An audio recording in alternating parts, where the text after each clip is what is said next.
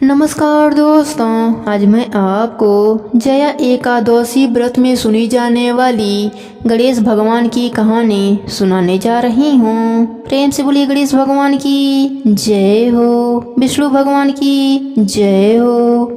एक समय की बात है, एक गांव में एक बुढ़िया माई अपने परिवार के साथ रहती थी। बुढ़िया माई विष्णु भगवान की परम भक्त थी। वह हमेशा दोनों पक्षों की एकादशियों का व्रत करती और कथा सुनती थीं। उन्होंने कभी भी व्रत में गणेश भगवान की कथा न कही न सुनी। इस कारण से उनका व्रत अधूरा रह गया। पर बुढ़िया माई को इस बात का पता नहीं था। उनको लगता था कि वह तो पूरा व्रत कर रही हैं और उनके व्रत के पुण्य से उनको वैकुंठ लोक की प्राप्ति जरूर होगी। देखते ही देखते बुढ़िया माई की मृत्यु हो गई। उन्हें लेने यमलोक के दूत आए। वह देखकर घबरा गईं और बोलीं, मैंने जीवन भर विष्णु भगवान की भक्ति श्रद्धा भाव से किया, एकादशी का व्रत किया। मुझे तो लेने वैकुंठ लोक का विमान आएगा।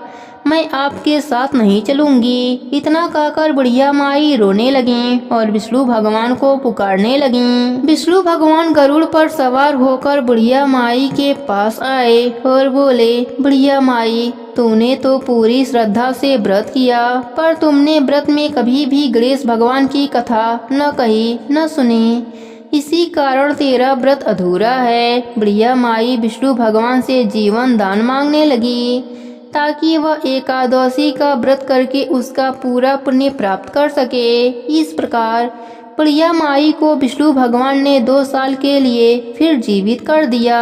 अब बुढ़िया माई जीवित होते ही गणेश भगवान का नित्य नियम करना चालू कर दिया। एकादशी व्रत में एकादशी व्रत की कथा सुनती और अंत में गणेश भगवान की कथा सुनने लगीं। इस प्रकार बुढ़िया माई ने 2 साल में 4 11 पूरा कर लिया। गणेश भगवान की कृपा से एकादशी व्रत का पूरा पुण्य बुढ़िया माई को प्राप्त हुआ। बुढ़िया माई की तपस्या से गणेश भगवान प्रसन्न हुए और बुढ़िया माई के सामने प्रकट होकर बोले, बुढ़िया माई, तुमने मेरे नित्य नियम के साथ ही व्रत में श्रद्धा पूर्वक कथा सुनी है, इसलिए मैं तुम पर अत्यंत प्रसन्न हूँ। मैं तुम्हें आशीर्वाद देता हूँ कि जब तक यह पृथ्वी रहेगी तब तक तुम्हारे इस तपस्या का गुणगान लोग करते रहेंगे।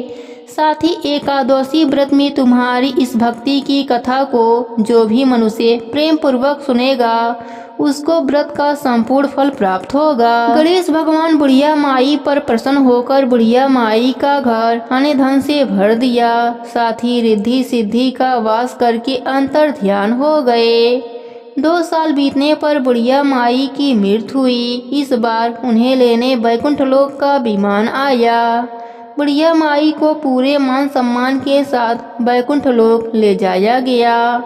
इस प्रकार गणेश भगवान की कृपा से बुढ़िया माई का घर अन्न धन से भर गया और मरने के बाद वैकुंठ लोक का सुख मिला। हे गणेश जी महाराज, जैसे आपने बुढ़िया माई पर प्रसन्न हुए, बुढ़िया माई के व्रत को पूर्ण किया, उसके घर को अन्न धन से भर दिया, वैसे ही एकादशी व्रत करने वालों को भी पूरा फल देकर उनका घर अन्न धन से भर देना। कहानी अधूरी हो तो पूरी करना, पूरी हो तो मान रखना, सबके व्रत को पूर्ण करना। प्रेम से बोले गणेश भगवान की जय हो, विष्णु भगवान की जय हो।